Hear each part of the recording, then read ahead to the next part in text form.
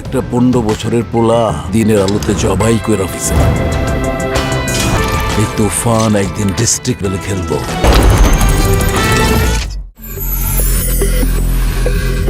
গত বছর থেকে এ বছর পর্যন্ত ঈদে মুক্তিপ্রাপ্ত সিনেমাগুলোতে শাকিব খানের আধিপত্য ছিল স্পষ্ট।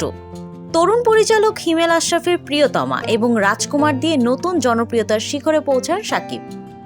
এরপর রায়হান রাফির তুফান সিনেমা তার সেই জনপ্রিয়তার জোয়ারে নতুন গতি যোগ করে। দর্শকদের হৃদয় ছুঁয়ে যাওয়ার পাশাপাশি দেশ বিদেশে সমাদৃত হয় ছবিটি। এই তুই কি ডারে?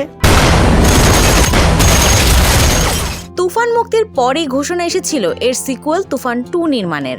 ধারণা করা হয়েছিল সিনেমাটি আগামী ঈদে মুক্তি পাবে। তবে শাকিব খান সম্প্রতি জানিয়েছেন আপাতত তুফান 2 আসছে না। তবে ভক্তদের হতাশ হওয়ার কোনো কারণ নেই। শাকিব ও রায়হান রাফি জুটি আবারও বড় পর্দায় ফিরছে নতুন চমক নিয়ে। তাদের নতুন সিনেমার নাম তাণ্ডব। শনিবার বাংলাদেশ চলচ্চিত্র পরিচালক সমিতিতে তাণ্ডব সিনেমার নাম নিবন্ধিত হয়েছে বলে জানিয়েছে সমিতির মহাসচিব শাহিন সুমন। তিনি বলেন, তাণ্ডব নামে একটি নতুন সিনেমা নিবন্ধিত হয়েছে। এটি পরিচালনা করছেন রায়হান রাফি। তবে সিনেমার বিষয়ে বিস্তারিত জানাতে রাজি হননি পরিচালক রায়হান রাফি। যদিও ঘনিষ্ঠ সূত্রে জানা গেছে তাণ্ডব হবে একটি অ্যাকশনধর্মী সিনেমা। ধারণা করা যাচ্ছে এতে শাকিব খানের ভিন্নধর্মী চরিত্র এবং এক্সক্লুসিভ অ্যাকশন দৃশ্য উপভোগ করবে দর্শক। সিনেমাটি প্রযোজনা করছে আলফা আই এসভিএফ বাংলাদেশ।